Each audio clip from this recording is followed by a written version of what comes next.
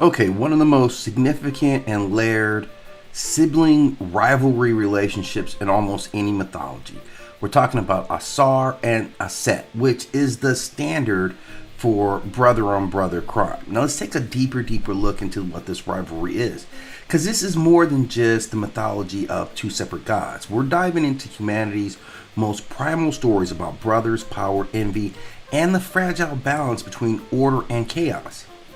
Now, Ausar stands as a symbol of life. He's fertility, he's resurrection, he is the archetype of the good king who creates civilization through justice, through harmony and stability. Set is literally his polar opposite. He is the desert storm. He is chaos. He is the force of unpredictability that shatters whatever is carefully built.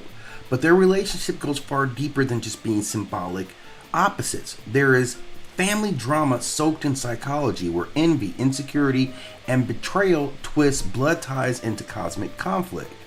Now let's take a look at the brothers. He's not, in terms of Set, he's not just jealous of Asar's kingship, he's jealous of his very existence as the favored one.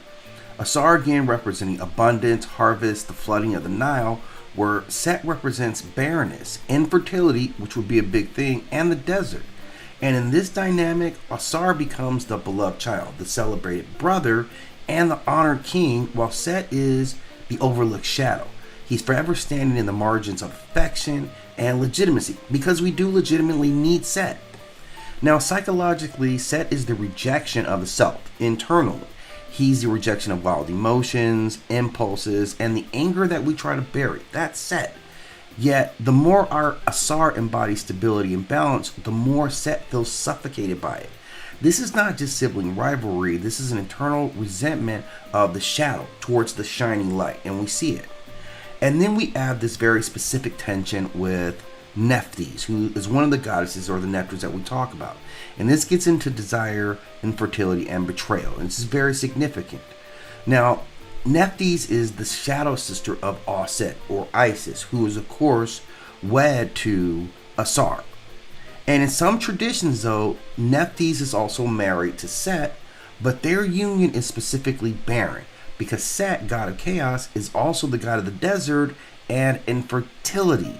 So his nature resists creation by definition of what he is. Now Nephthys is unsatisfied and perhaps lonely, and she gravitates towards her sister, who is of course in this union with Ausar, and they spend more time together as a threesome between the three of them. Not to get too deep into the term, but that's eventually what it goes to. And over time, Ausar and Nephthys conceive, and that son would be Anpu or Anubis. And this is very significant because this is a psychological powder keg. Now Set is already tormented by being overshadowed by Ausar. Now his wife, his one claim to legitimacy and creation, bears a child not by him but by his brother. And this wound just rips open. Set is not only infertile, which, in terms of being the Nasut or the king, infertility is obviously something that people are not going to be looking for.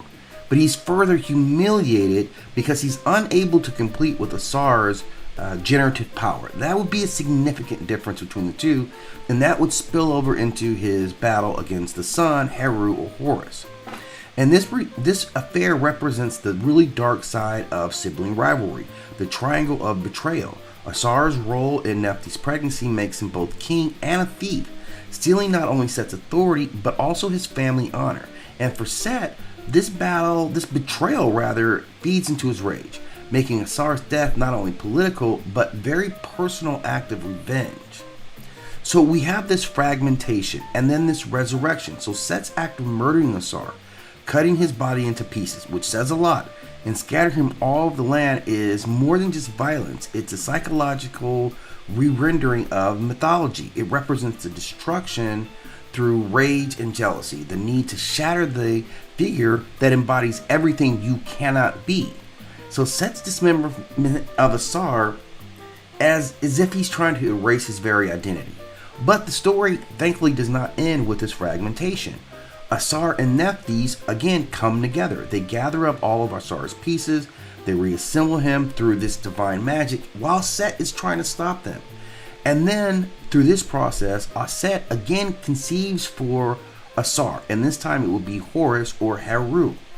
And although he was dead, he comes back and he's resurrected, and now he is also the Lord of the Underworld. So psychologically, this moment is all about renewal. Chaos destroys order, but order is reborn in a new form, even more powerful. Now, the irony here is that Nephthys, the wife who once bore Anubis through Ausar, joins her sister in Set in reassembling Asar's body. So the very woman who is seen as the divider between the brothers is also part of the healing. So she's not simply betrayal, she also is resurrection, and very key part of that resurrection. Now, the relationship between Ausar and Set cannot simply be reduced to good and evil. In Kemetic thought, Set was not just a villain, and at times he was the protector of Ra, fighting the chaos serpent Apep. His destructive energy was necessary to defend the cosmos. So their relationship represents a psychological truth. We cannot destroy our shadow. We cannot kill chaos, rage, or envy. We can only integrate them. Ausar needs Set as much as Set needs Ausar. Life needs the desert just as fertility needs barrenness in order to define itself. And the affair with Nephthys makes this balance even sharper. Ausar, the fertile one, is not flawless. He betrays his brother's marriage bed. Set, the infertile one, is not wholly evil.